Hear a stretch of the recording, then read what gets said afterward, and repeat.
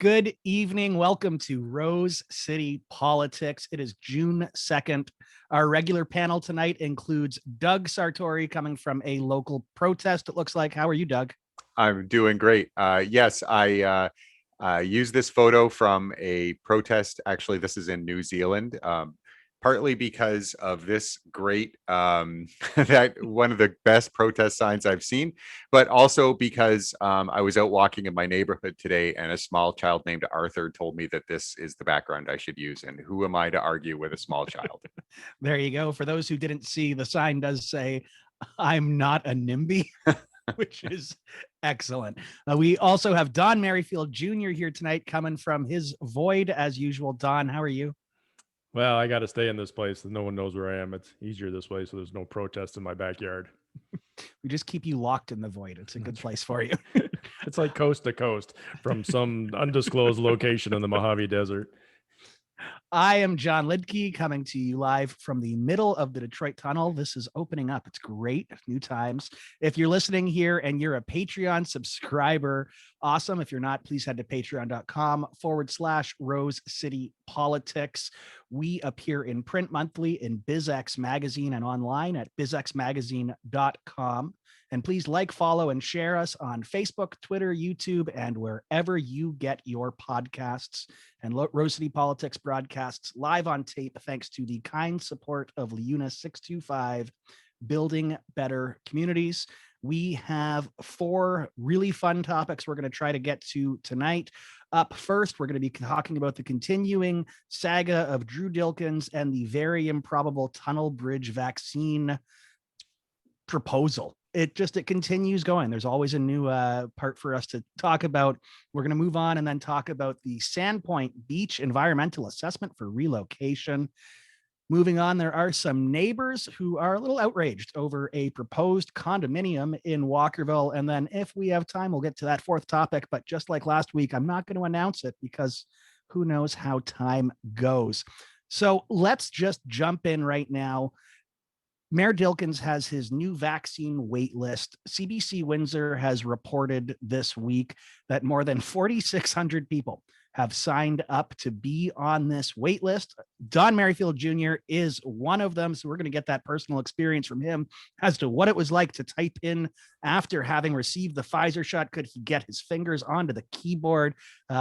It's interesting. We've talked about this one before. I don't want to dive too much into this. I know that, Doug, you've got some topic things you wanted to bring up, but the most recent part of it, aside from the 4,600 signups, is that today the Windsor Detroit Tunnel Corporation unanimously approved closing the Windsor side of the tunnel at some point to administer the vaccine. And they also approved painting a line right down the middle of the tunnel, red line. That way they know exactly where not to cross. Doug, you've already got the head shake going, and it's before you get to Doug, is that red line going to be a bike lane afterwards? It's good. So yeah, I have been watching this story obviously with a combination of kind of amusement and growing alarm. The mayor's website. So for those of you who aren't aware, the Mayor Drew Dilkens has an official website, mayordrewdilkens.ca. It appears to be run out of the mayor's office and run as a kind of ancillary part of the city's web infrastructure. It does reuse the city's privacy policy and terms of use from the city website. So as far as I can tell, I guess that makes it sort of quasi-official. And last week, the mayor put up a form for folks to register their interest in receiving a U.S. sourced second dose of COVID vaccine. So first of all, this thing was done really hastily. It just looks like a stunt to me. It was put together really hastily. The website is a little bit janky.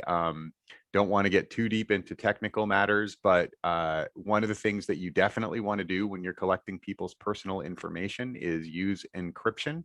And the configuration of the mayor's website seems a little messed up. If you just go to your browser and type in Drew Dilkens or mayordrewdilkens.ca, you are going to get a not secure website. You're going to get a website that is transmitting in the clear, which is definitely not what you want. There is an SSL version of the site, but you have to explicitly request it. So like I say, it's a little bit janky. It's not quite clear where this data is going or how it will be used. But I think this is more of a petition than it is a registration. And I think it's really in poor taste for the mayor to kind of play with people's fears and expectations this way. He said today that 6,000 people have signed up on this thing. They're signing up thinking that they are putting themselves in some kind of special mayor's line for a vaccine. But to my understanding of how vaccine distribution works, there is no mayor line. Should there be vaccines sourced from the US, they would presumably go into the general vaccine supply, be distributed to provinces by the federal government, and then distributed from the provincial government to health units. I got an email from Drew and he told me I could sign up here. There's no special line where you're going to be able to like move your hand or move the velvet rope aside and get like cut into the front. There is a special line. It goes right into the tunnel. But Right. The thing Red. I want to, We just said it's red. Yeah, the thing I want to talk about here is like, it's a stunt. I think this is very much kind of a political sugar rush that the mayor is getting from this, because all of this stuff is going to play out over weeks and months, and people are going to decide how they feel about the vaccination program when it's over. That's what I really think is the reality. So, the mayor's getting some headlines. He's getting a little bit of publicity. He's, obviously making some connections to the Conservative Party of Canada, who are now carrying his message. The local MP for Essex, Chris Lewis, is also now carrying this message forward. But what bothers me about this more than the mayor's antics, because politicians are going to be politicians and they're going to do weird things for attention. That's kind of what, the job description is. But where is the media fulfilling their role of being sort of informers of the public? There are so many basic questions that could be asked here of the mayor, including like, what is the plan for these names? How do you think this will work? The mayor himself is now saying that his ideas are ridiculous. He said that his idea of painting a red line in the middle of the tunnel is ridiculous, and it is ridiculous. And yet the machinery of government in Windsor is kind of being bent to pursue this weird stunt. Now we have the Detroit Windsor Tunnel Corporation at a board meeting. Presumably they have other things to talk about besides this, but now they're deliberating on something that's probably never going to happen. And again, I ask, where is the media? What we see are puff pieces. We see transcriptions, taking the mayor at his word. But where are the difficult questions? Where are the questions to experts? Where is the request to Health Canada to understand what would actually happen should we source some vaccines from the US? And, I know I've been a little bit of a broken record on this, harping on our friends in local media, and we do love you guys, and we know that you're all working with limited resources, but this is serious stuff, and this isn't about my political agenda or whatever. This is serious stuff, and your role is to inform the public and to help make sense of the things that people say and people do. And I just feel like we're not quite meeting that bar on this one. This one could use a little bit more critical thought and critical questioning, and I think the whole community would benefit. I mean, we certainly haven't seen any of that kind of analysis on it or coverage. It's been, as you said, just lots of transcriptions. Don, I saw that you just unmuted though. Sorry about that. No, I was just getting ready there. Yeah, I mean, we've had discussions about the media in general. Just, they've been cut to the bone down here. So, I guess I'm going to cut them some slack that they don't have the resources to actually, I don't know if it's bad to say it this way, kind of do their job properly. So as someone who actually signed up for this, I'm not going to lie. I kind of did it just to see what would happen. All they asked for was your name, your email address, your phone number, and you had to click on something saying, you got the Pfizer vaccine, blah, blah, blah, blah, blah. After I had done it, it really, I think Doug brought this point up. It really just seemed like it was going to be used as a petition. It's going to be like, here's all these names that, think this is a fabulous idea. Maybe they submit it to the feds. Maybe he gives it to counselor, member of parliament, Kuzmarchek, however the process goes. I think it was really just set up as a petition. I thought it was an OnlyFans thing at first, so I thought I was really excited about that, but that didn't quite pan out. They didn't ask for a credit card number, so I'm only here to amuse myself. That's all. This is gone to the absurd level thing. Like we know this 99.99% isn't going to happen. Even if somehow it did happen, like Doug had said, I believe these vaccines would have to go kind of the general population and just be distributed like the rest. I don't think we can cut a special sweet Windsor deal where it's just between Windsor, Detroit, put up a big fence so no one sees what we're doing, and we'll all get vaccinated and laugh at everybody else. So I don't understand why he's hanging on to this so much. The fact that the Windsor Tunnel Corporation passed this, whatever it was, who's the head of the Windsor Tunnel Corporation on the board? Just out of curiosity, anybody know? The board of directors, you've got one member of the public, and then you've got Gary Kashak, Joanne Gignac, and Drew Dilkens. Yeah. So, Drew's running the board there. So, that was the fact that they passed it's meaningless. So yeah, in the grand scheme of things, if somehow whatever he's attempting to do with the help of, the Windsor Regional Hospital people, if they can get us more vaccines somehow, just by, maybe just the pressure, whatever it is, fantastic. But nobody's walking down the middle of the tunnel till they hit that red line and sticking your arm across and getting a shot. And like, it's absurd, ridiculous. And like you said, even he had stated in his last little blurb there that, he said it was ridiculous. So I don't understand why he's just running with this. It's probably just the publicity. He's getting some national publicity. So, who doesn't like to be on all the talk shows? See, the likely way to do it is you partner with Bike the Bridge. So once they get across already, they're immediately jabbed and they've got their second dose as they're already biking. That's how you do it. Well, they just fly it across on drones. Like, just put a drone on that side, pick it up, bring it over. No one has to cross the border. It'd be We've been trying to work that scam for bringing smuggling cigars across, all my buddies, and we just haven't figured out someone in Detroit who can load them up on the drone. But we think it's a fabulous idea. That's the easy way to do it. I like the drone idea. One last point about this before we move on. We've got a municipal election coming up next year. And you said over 6,000 people now it's at, Doug. So that's more than I was looking at in the notes from earlier when I put it together. That's 6,000 email addresses. That's 6,000 people who reached out going, hey, here's a guy who's actually trying to help me, unlike the other guys, which don't even exist right now. Do you think that could this just it's publicity for one thing, but you think there's a bit of a fear there that he needs to do this kind of data mining? Well, so let's assume that he won't, because it would be totally inappropriate and against the rules to do that. Those names are have been captured by the city of Windsor on a website that is operated by city staff.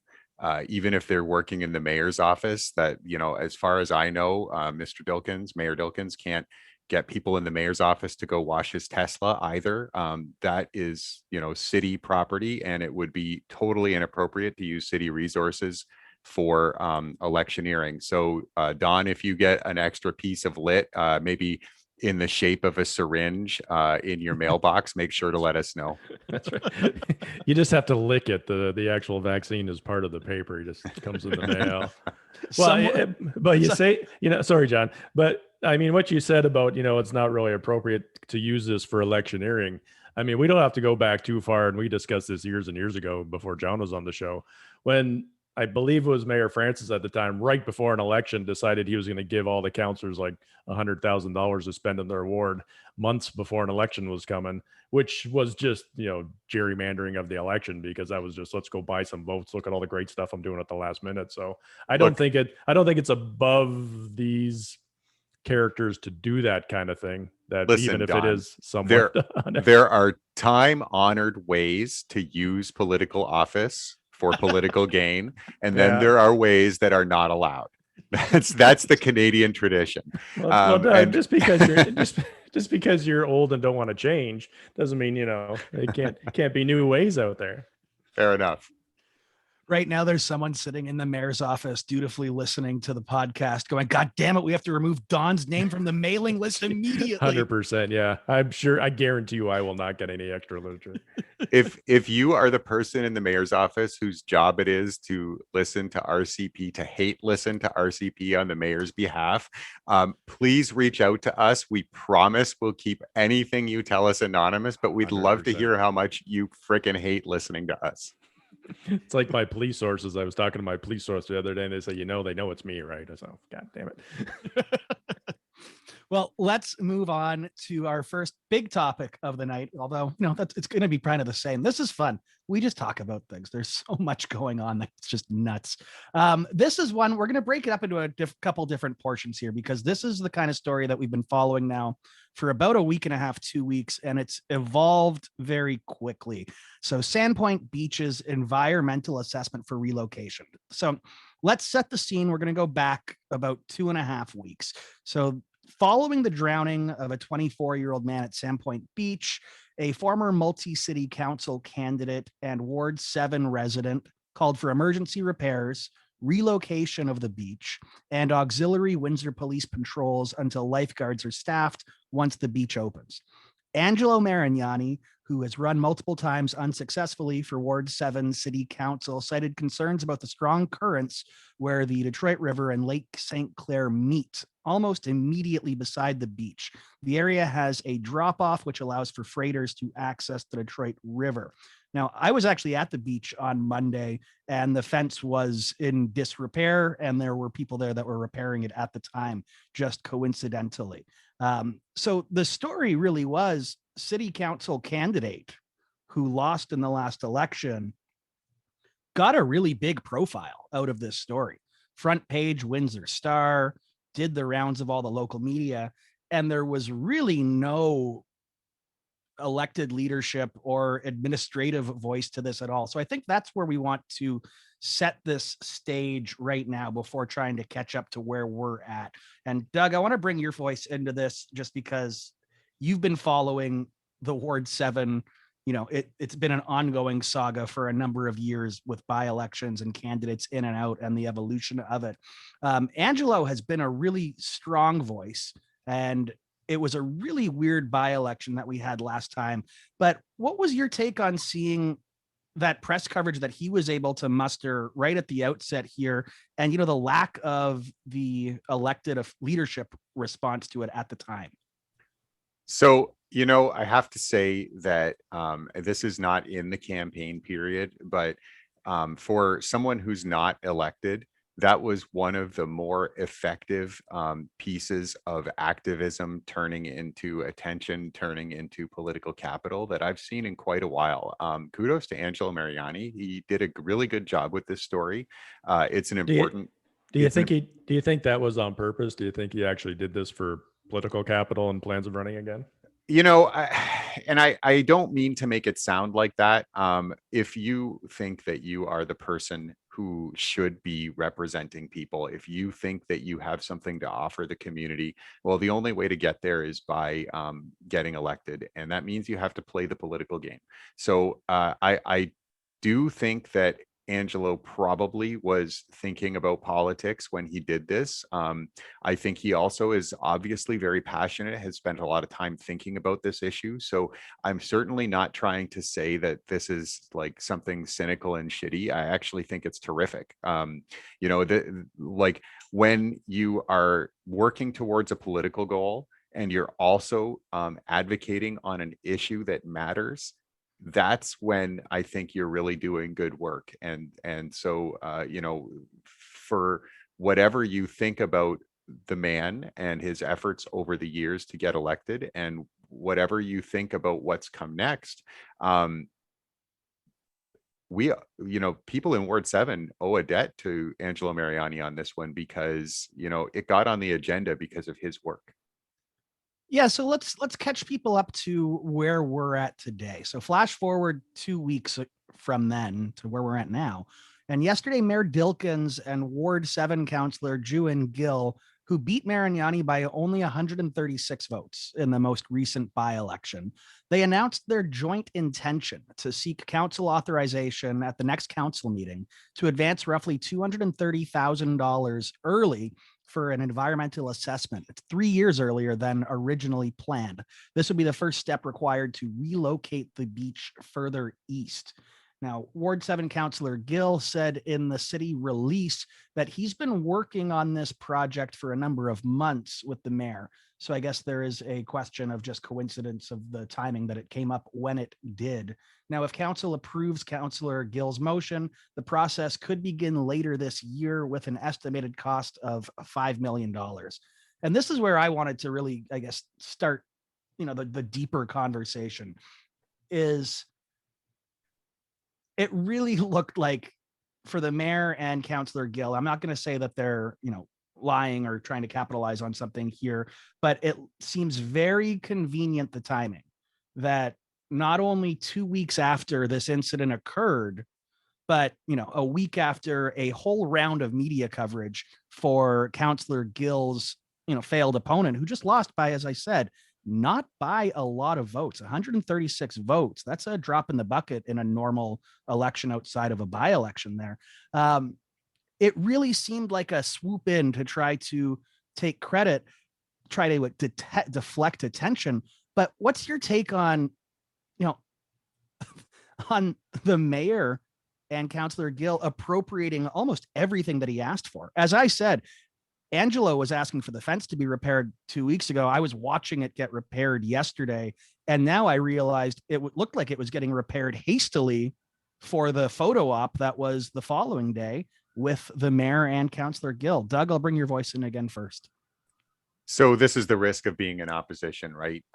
When your opponent holds the levers of power, or your future opponent or your perceived opponent, whatever, when they hold the levers of power, they can actually do the good things and that you are proposing. And that's what happened to Angelo here. There's no question in my mind that the announcement that has happened over the last few days, that happened because of Mariani's advocacy, and we can't prove that, but like I'd love to see some documentation to show some evidence that this was in the works before that Windsor Star front page with Mariani on it talking about the issues at Sandpoint Beach. And I don't believe there would be any evidence, because I don't believe there was any discussion of that issue until Angelo brought it up. I stand to be corrected if somebody wants to show me some evidence to the contrary. So this is kind of what can happen to you in when you're in opposition or when you're not elected. You're going to criticize, and sometimes people are going to pick up your ideas, people with power, and they're going to use it. And you know what? You have to be okay with that, because at the end of the day, whatever is happening here, and it certainly looks like things are happening that are going to improve the safety of residents who use Sandpoint Beach. Whatever is happening here is because of Angelo's advocacy. So whether it helps him politically or doesn't help him politically, or whether the mayor and Councillor Gill successfully kneecapped him, he got this done. And that's a good thing. And that's a good use of your voice. That's a good use of your energy. That's a good use of your time. I do find it really interesting, though, because this would not be possible. Like, all respect to Councillor Gill, this would not be happening so fast if the mayor had not taken a personal interest and decided to use all the resources that he has to make something happen and to be seen to be making something happen. So I think that's really, really interesting. You could perceive it as, straight up the mayor doing a political favor for a councillor who he thinks is a consistent and reliable supporter, which we have seen this mayor do before. Certainly in the 2014 to 2018 term, the councillors who were willing to kind of blindly support Mayor Dilkens and vote for whatever came down the pike with his approval on it, they got rewarded. If you know, it's hard to remember now, but if you remember the way that ward funds were distributed, it was almost a joke. It was so transparent. So you know, this is just more of the same. Don, what's your take on it? Well, I have a couple takes on this, different things I'd like to say. One question I have: didn't Angelo campaign on Sandpoint Beach during the campaign process, or somebody did that made it a big issue? So I'm actually looking up the meet the candidates right now on CBC, and not one of them have gone into it specifically yet. So All right, maybe I'm mistaken, but I mean, if you go back, look, this is Sandpoint Beach. Its condition and safety has been an issue for years and years and years. This isn't something that happened out of the blue that people didn't unfortunately know could happen. I know there's been some articles in the newspaper over the years about, how Sandpoint Beach, especially the fencing, like John had mentioned, and even in the wintertime, with snow and things like that, the fencing wasn't acceptable. And actually, maybe it wasn't Sandpoint Beach specifically, but someone had mentioned that the permanent fence, the chain link that was there, was in quite disrepair for years, and magically it got fixed pretty quick. So I mean, from first off, I want to say, look, we're talking politics and about this, but somebody died there. Obviously we want to offer our condolences to the person who passed away and their family. It's a horrible situation. And, sometimes I feel kind of scummy just talking about the political side of things because someone's life was lost there. And I don't know if I can say needlessly, but, I've been around for quite a while because I'm old. Everybody's known that there's been undercurrent issues at the beach where if you go into the wrong area, this happens. I mean, it's happened before, and unfortunately it's happened again. And for the mayor, and I don't even want to go after the mayor and Councillor Gill, but this has been going on for years. And to come in and say, we've been talking about this for months. No, we've been talking about this for years and nobody's done anything about it. And again, sadly, another person lost their life. And I don't want to say it, because I don't know, but you'd like to think that if someone took action sooner on this, it could have been prevented. Well, let me jump in for a second there, Don, just to provide a bit of context. So Sandpoint Beach drownings, 1986, there was one, 96, there was one, 99, there was one, 05, there was one, 2010, there was one, 2021, there was one. So I'm not trying to steer away from where you were at, but, I try to imagine if there were if there were 7 to 8 deaths at the aquatic center or something over a period of 25, 30 years, there'd be a serious conversation to be had. How did it get to that point? Well, whatever the situation, especially if it was basically the same situation that caused this, you would fix that, you would solve that problem. And I believe Angela even said, and even possibly the mayor and Councillor Gill, that, there's been talk about moving it for years. And obviously, it's a safety concern. It's a horrible safety concern. And like I say, there's been many articles and things over the years about the disrepair of Sandpoint Beach. And, I think when the mayor and Councillor Gill showed up, like you had mentioned, they were fixing that fence fast, and this was a photo op. And again, this all feels horrible because someone did pass away. So, hopefully they fix it. Hopefully, we can prevent the next person who gets in trouble out there from happening by doing what, is basically right. They got to move I don't know the solution to this problem. Like, I don't, I'm not the expert here, but if it means moving the beach farther east, well, then move the beach farther east, or just completely limiting people from going to that area where you can get sucked down because it's been dug out for the freighters.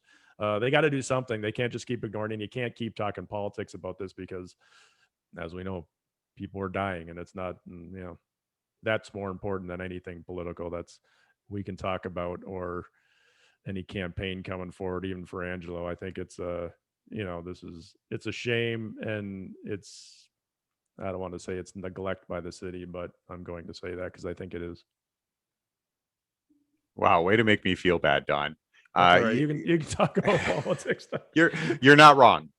You're not wrong, of course. You're absolutely right, and I'm glad that you brought that perspective. But I go back to what I said a few minutes ago.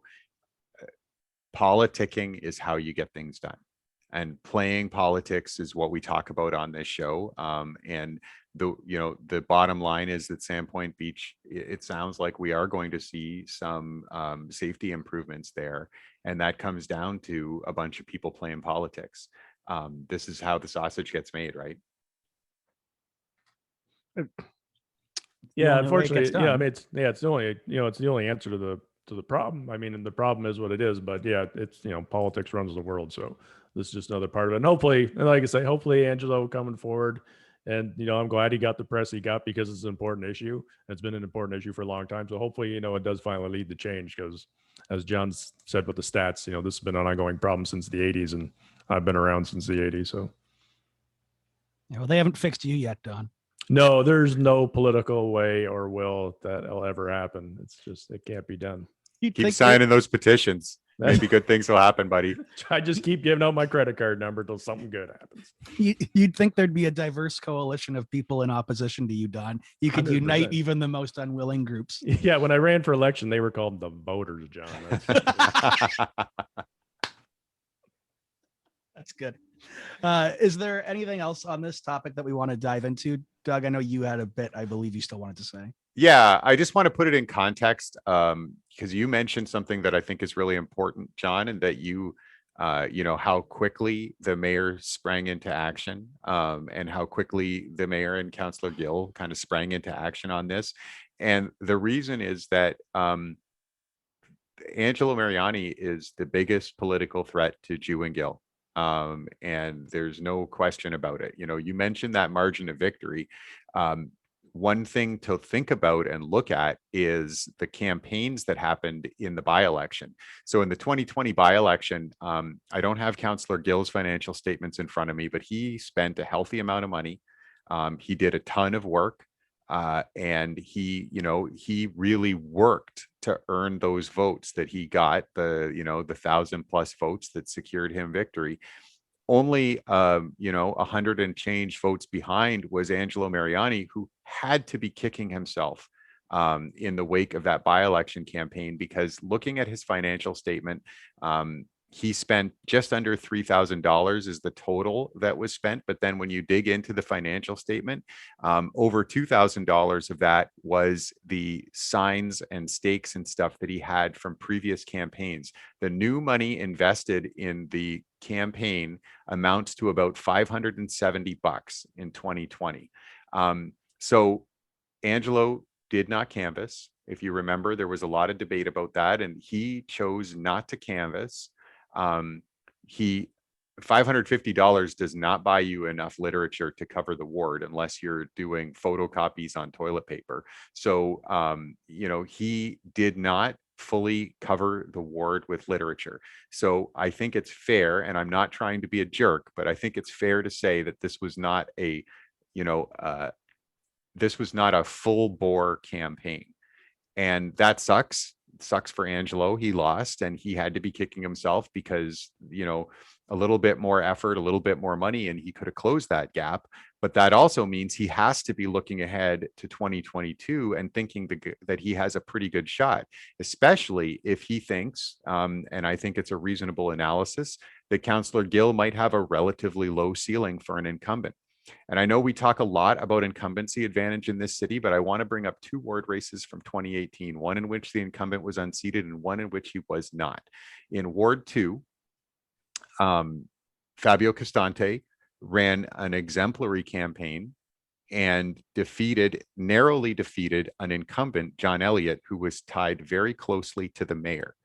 I think that both Councillor Gill and Mayor Dilkens have to be thinking about what happened in Ward 2 in 2018 when they saw Angelo on the front page of the Windsor Star. The other ward I want to talk to you about, and this is, I think, a comment on how incumbency advantage can be overcome and what the limits of incumbency advantage are. Ward 1, Councillor Francis has a golden name. He has the Francis name and everything that goes with that, especially in a ward like Ward 1. He was the incumbent. People were used to seeing his name on the ballot. With all of those things going for him, he had a challenger in Darcy Reno who hustled her butt off was very engaging, obviously made a lot of inroads at the door. And it wasn't a squeaker. It wasn't close. She was about 15 points behind.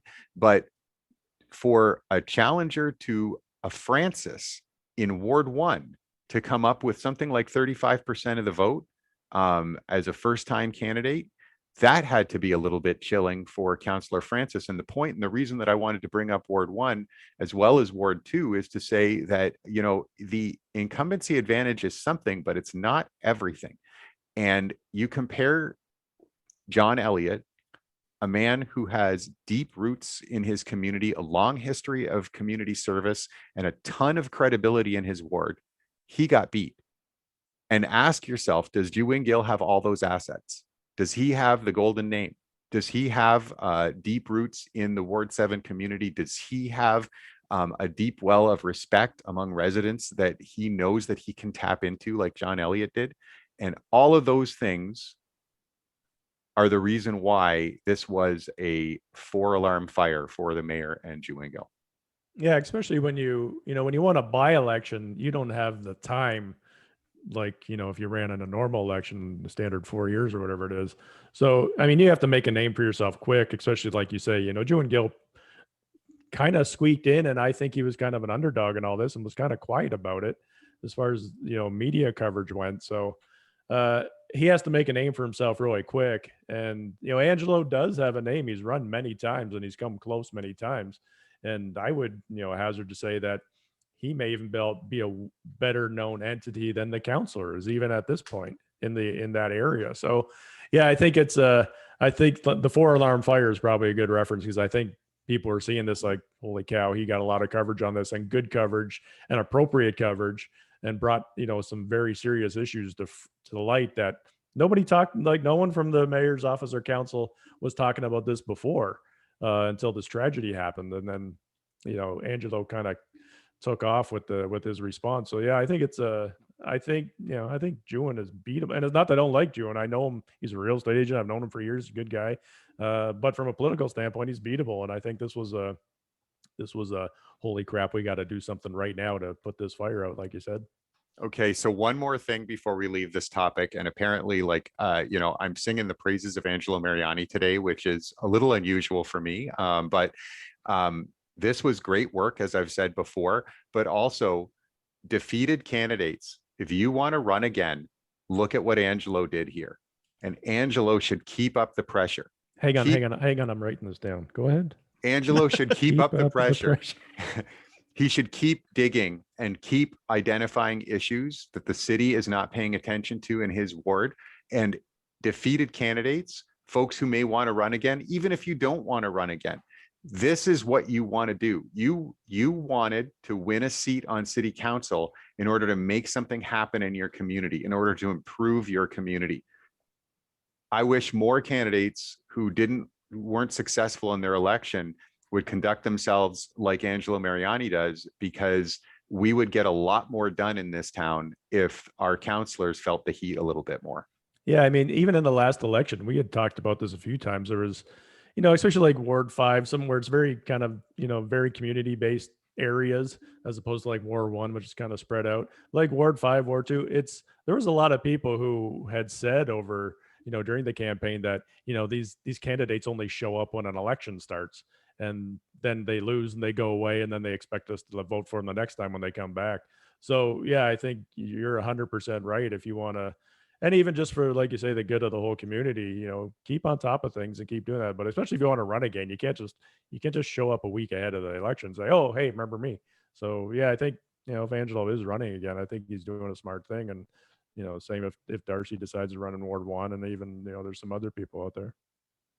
I mean, it's awful that it took something so tragic for something like this to cause such a shakeup.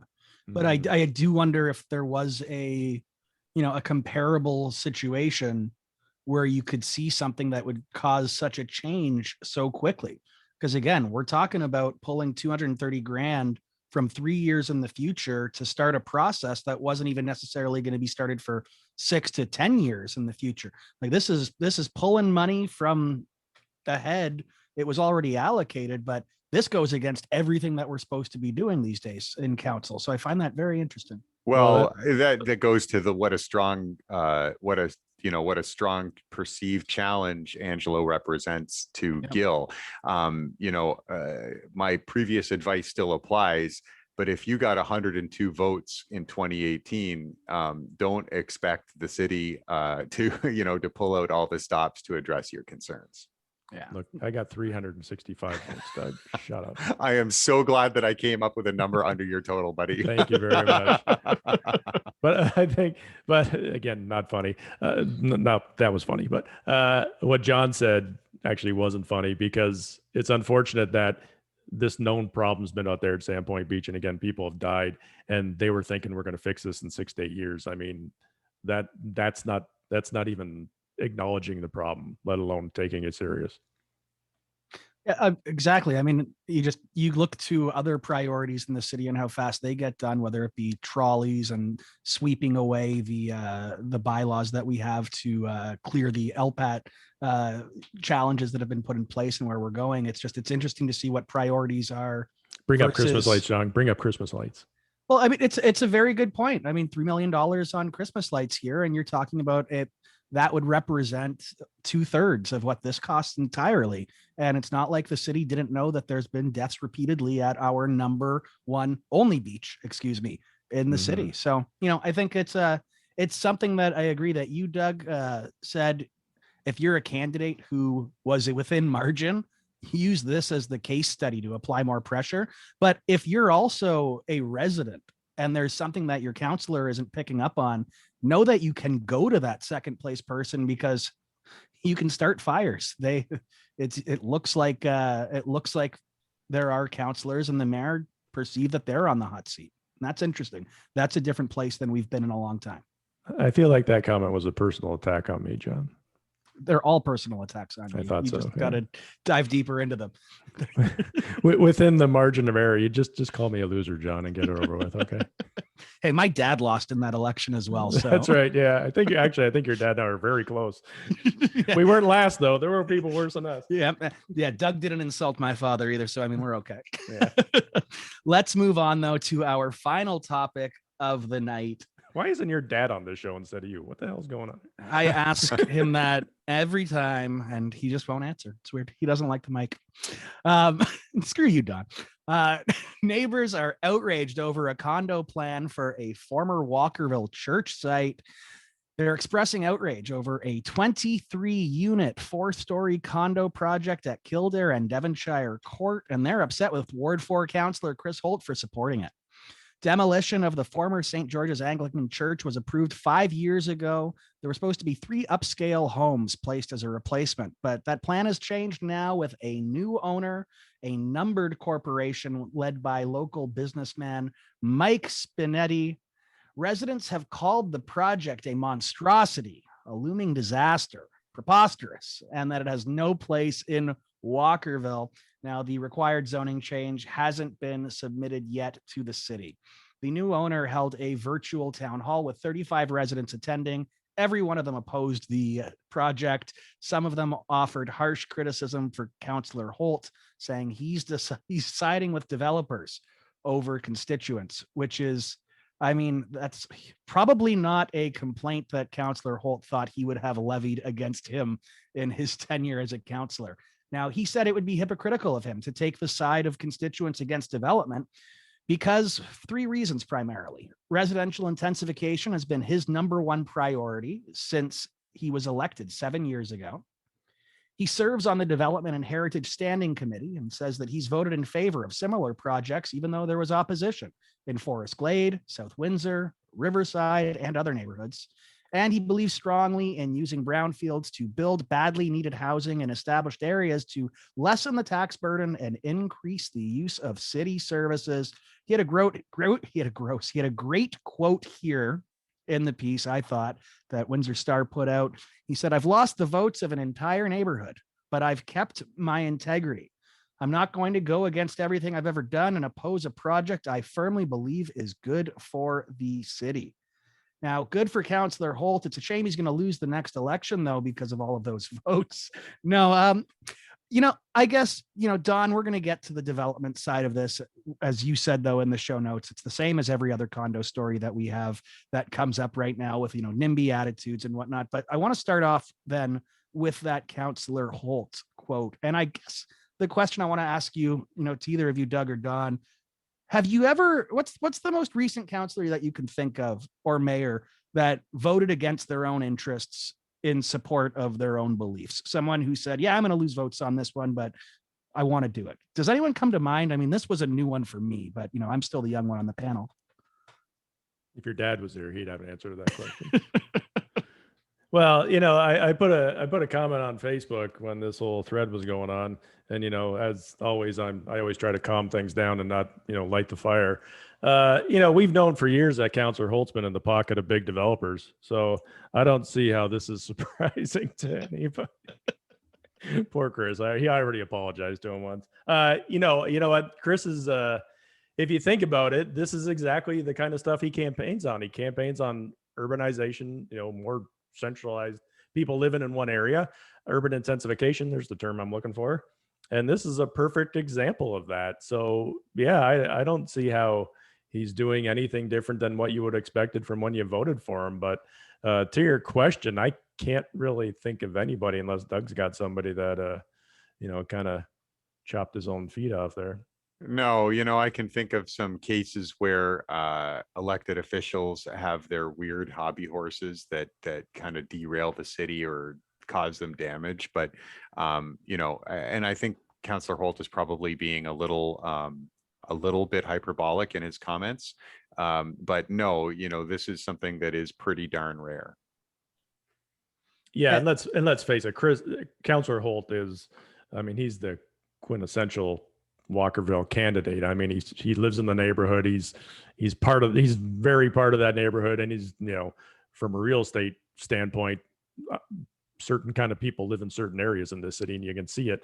And he's like the perfect Walkerville resident. So I don't know if he's just being facetious or if it's just if he seriously thinks he's going to lose some votes. But I don't. Who are they going to vote for? Me instead of Chris? Like that? That's not going to happen. Well, 2014 could have gone a lot of different ways. Chris Holt won that, and he won it pretty well. But 2014 could have gone a lot of different ways. There were a lot of different flavors of Walkerville person running in 2014, and I think that's like saying there's 6 different flavors of vanilla. They were all the same. Yeah. I'm just saying that it could have gone a different way, but I don't want to understate the amount of respect I have for Councillor Holt. We've taken him to task from time to time. He's not a prototypical politician. He makes mistakes. He sometimes gets into fights that are not in his best interest to get into. He can be a little bit chippy, and he has sharp elbows when he feels that he's been slighted or harassed. But that stuff aside, the guy, as you say, Don, he has principles. He has a perspective. He ran on that. He has consistently brought that perspective and those values forward at council, sometimes in the face of blistering opposition, sometimes in the face of being treated in a really shabby and humiliating way by leaders in our community. And whatever happens in the future, and I certainly don't think he's at political risk because some people are pissed off about a condo in Walkerville. But whatever happens in the future, like Chris Holt should hold his head high, because if we had 10 Chris Holts around the council table, this city would be a lot different and a lot better. Yeah, and everything I just, the jokes I made about Chris being in the pocket of developers, I made those comments on Facebook too, on the big thread that was happening under the Windsor Urbanist, his Facebook thread. And I was actually kind of shocked that there was quite a few people who didn't realize I was just being a smart ass. So I find it hard to believe, well, A, that people don't know I'm a smart ass all the time, but that someone would actually believe my comments on Councillor Holt, because, nothing could be further from the truth. And they were going, yeah, that's right. He's, brown envelopes, the whole, the standard spiel you get.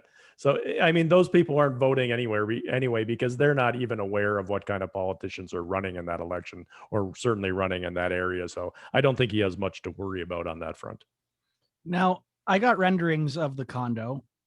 I'd have them right behind me here on the screen. It's that I don't giant one on the left, I hope. I don't think it looks that out of place for Walkerville. It fits in here. Looks pretty good.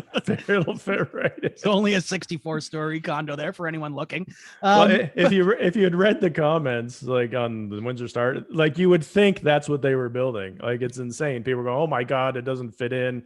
And sorry, I didn't mean to cut you off, John. I don't know what your direction you're going, but I what was unsettling to me, and we've heard this with the Southwood Lakes condo development that is probably going to happen on North Talbot Road, is there was how can I put this delicately?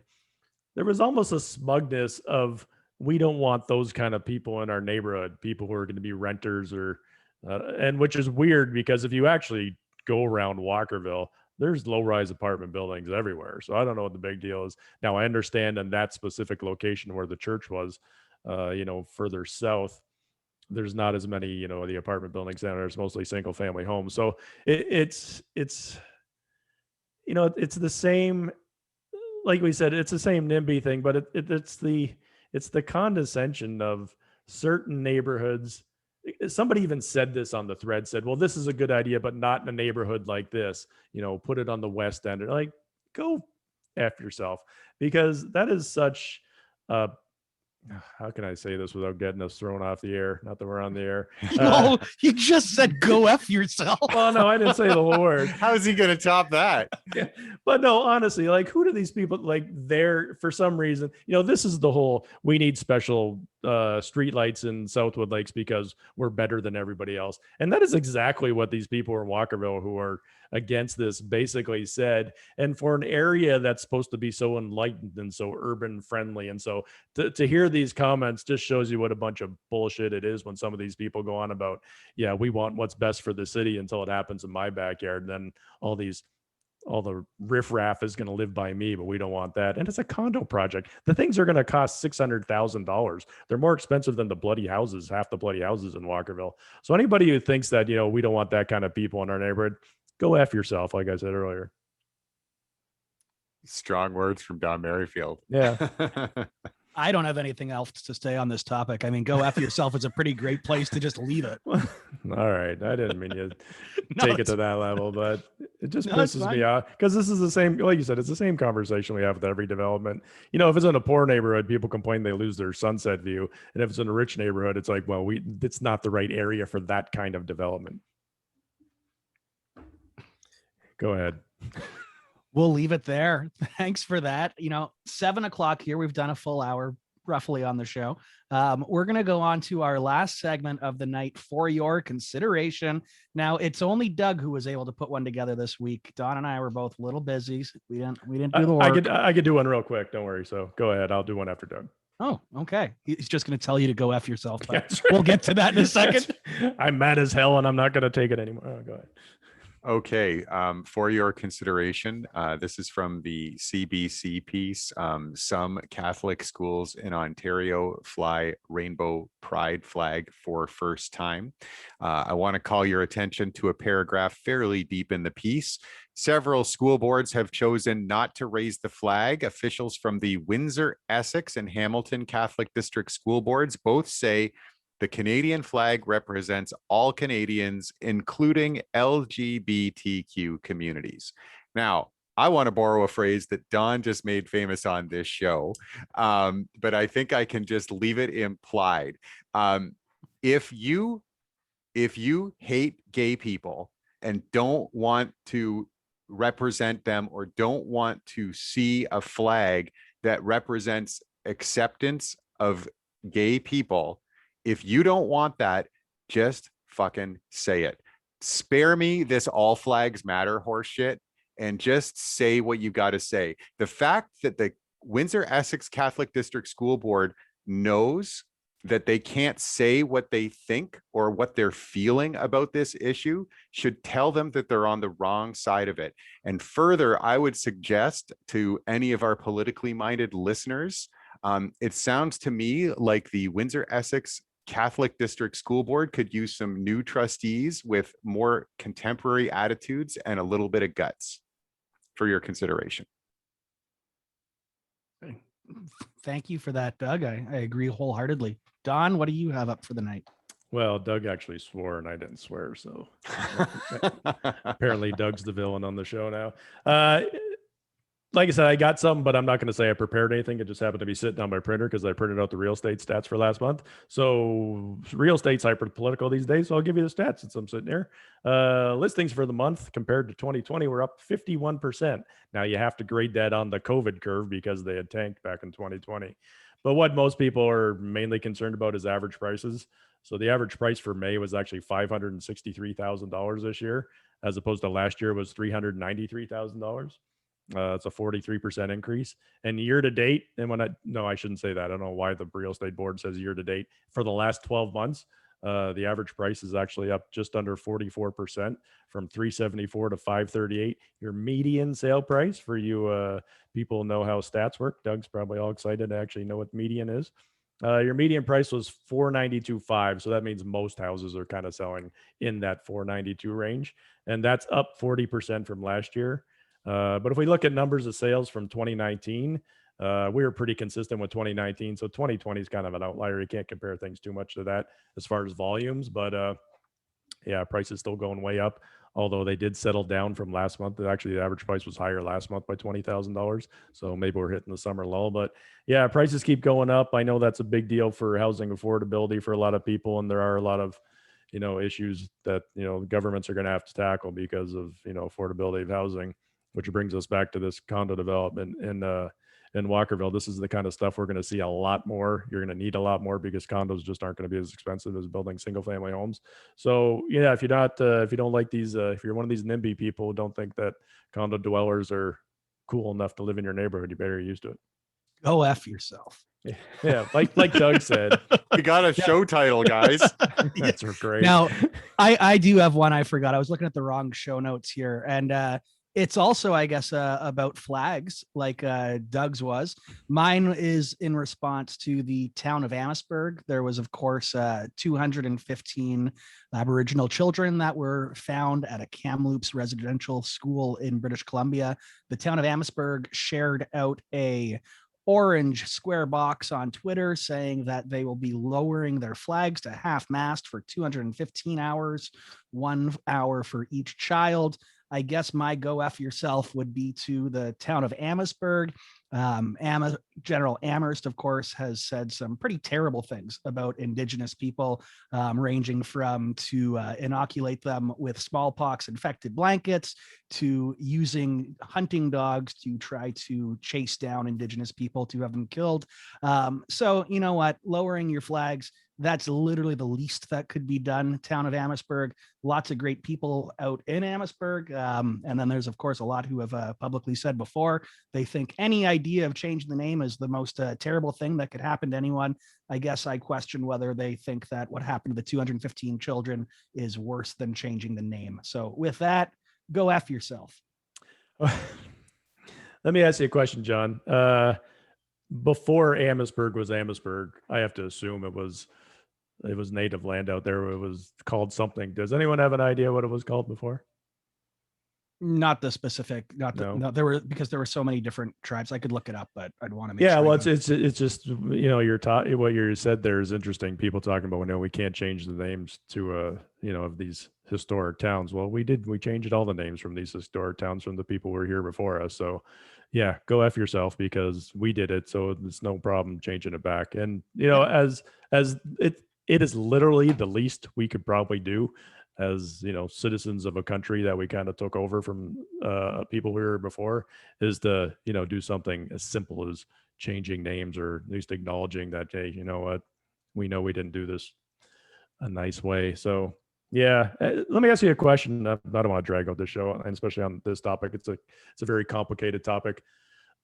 What is the Catholic Church responsibility in all this? Are they more responsible in this than the government, or is this a shared responsibility? I would say it's a shared responsibility. They were, the administrators of it at the direction with the support, with the approval of the government. I guess the difference is it's a different government today, and it's still the same Catholic Church institution that hasn't yet to issue an apology or to recognize their actions. So I would say, a lot of it lays completely at their feet. Yeah, just a question. I was actually, and again, this is, I should probably be embarrassed that I didn't know a lot of the information about this topic or situation, but these schools were still running in the 1980s, for crying out loud. 1996 was the one last one. That really shook me today. I started school in 1993. So it's like 25, 26 years. Like, that's insane to me. And again, completely oblivious, my own fault. Like, I'm sure most people who look like me are oblivious to these topics. A lot of these topics, I had no idea they were still running in the 90s. I was in my 20s in the 90s. Like, it's crazy. Horrible situation. Closest one to us is it was Elgin, so just up towards London area. And then just to just leave this topic before we do the closure, Ontario has a rich history of changing the names of towns because of political implications. In 1916, we changed Berlin, Ontario to Kitchener, Ontario. Obviously there was lots of concerns about the loyalties of the German population at the time. And I'm not saying that this is the same as that, but we've got a rich history of changing names in the province. It's not something that we haven't done before. So, considerations can be made. Hey, Windsor was supposed to be named Richmond at one point before we chose Windsor. So yeah, this is true. Well, that's the show. That was for your consideration. We had some good topics. Again, we'll get to that rich fourth topic for you guys next show. We promise you're going to love it. There'll be a lot less swearing and telling people to go F themselves on next week's show. I promise, because I'll just not be on next week. Well, this has been Rose City Politics. Thank you for listening. Our regular panel tonight included Doug Sartori, Don Merrifield Jr., and myself, John Lidke. Please support us by becoming a Patreon subscriber at patreon.com/Rose City Politics. We appear in print monthly in BizX Magazine and at bizxmagazine.com.